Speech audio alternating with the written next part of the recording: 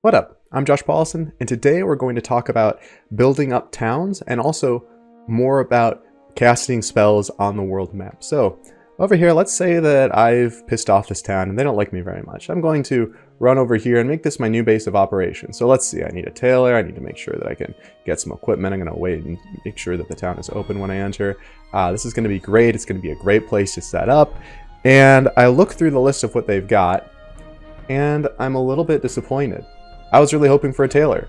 They don't have a tailor. How am I going to make better robes? How am I going to upgrade myself as a mage? Well, what I'm going to do is I'm going to head over to the town center.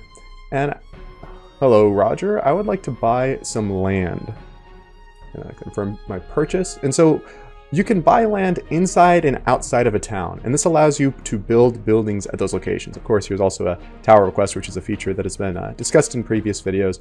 But now that I've got land inside of this town, I can get the building that I want, and I can make this town serve more the needs that I want to have filled. I can make this a much better center of operations for myself and make sure that every time that I go here, perhaps I want to buy up things that I can trade elsewhere and I want this to have the right kinds of goods, or perhaps it's just for my own personal development. I can end up building the buildings that serve my needs. So over here, I'm going to build up a tailor, and perhaps I will buy some more land.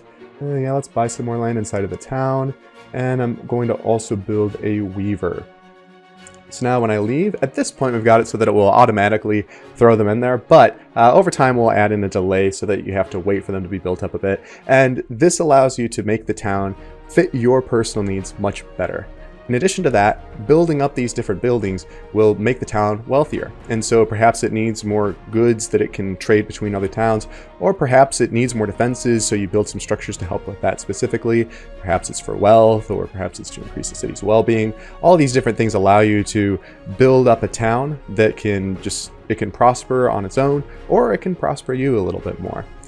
Now, let's also talk about how we can cast on different hexes. And we talked about this a little bit in a previous video. Thomas was showing some hex map level spell casting, but there are some more things that we can do. So the first thing that I'm going to do is I'm going to cheat by learning all of the spells, because I am a filthy programmer cheater. Okay, let's see. Our spells learn all spells. Okay, so first I'm going to show you what would happen with a shield spell. So I've got arcane shield selected here. I'm going to click over here, and now I can end up also cheating again and add some imbued gems.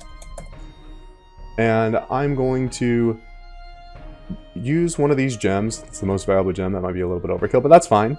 And I'm going to protect this town with lesser arcane shield. Now, this will increase its military a bit, which is going to help it defend better. And so if anybody else wants to come and attack this town that I am trying to build up, they're going to have a harder time of it.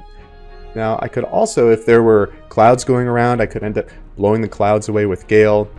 And also, just to reiterate, I mean, Thomas talked about it a bit before, but you do need gems in order to cast spells at the hex level because it takes so much power. And so this is going to allow you to do all sorts of crazy things with all these different spells to change how restless a town is. You can cast Stink Cloud over a town. You can, of course, cast Fireball towards the town.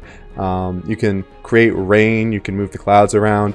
You can end up increasing or decreasing the temperature. And so all these different things are just going to adjust the way that the town is set up. So actually, you know what? Let's cast Heat Wave over here, because I see that there's some snow here. Maybe they don't like snow. Maybe I just don't like snow. And maybe I'm in the wrong place in the world because of that. Here we go. Scorching Heat is actually what we're looking for. So I'm going to cast this. Let's see. Increase the area temperature. Yeah, let's do that. Let's give that a go. I'll use a red diamond again because I can. All right, temperature has been increased. And so I'm curious if we just wait a day. It's going to be, okay. Yeah, so it's changed now. Okay, so it took a little bit of time, but now it's changed to grassland because we were casting heat on it.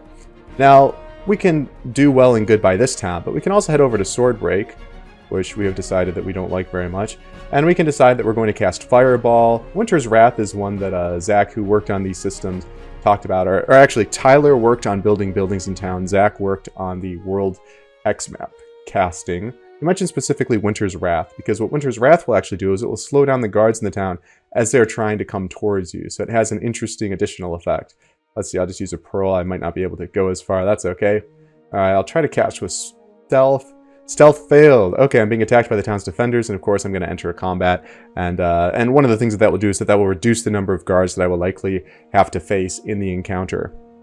So those are some of the things that you can end up doing to increase a town's wealth, to decrease a town's wealth, both traditionally and with magic. To learn more, head to archmagerises.com and wishlist us on Steam in order to get the latest updates.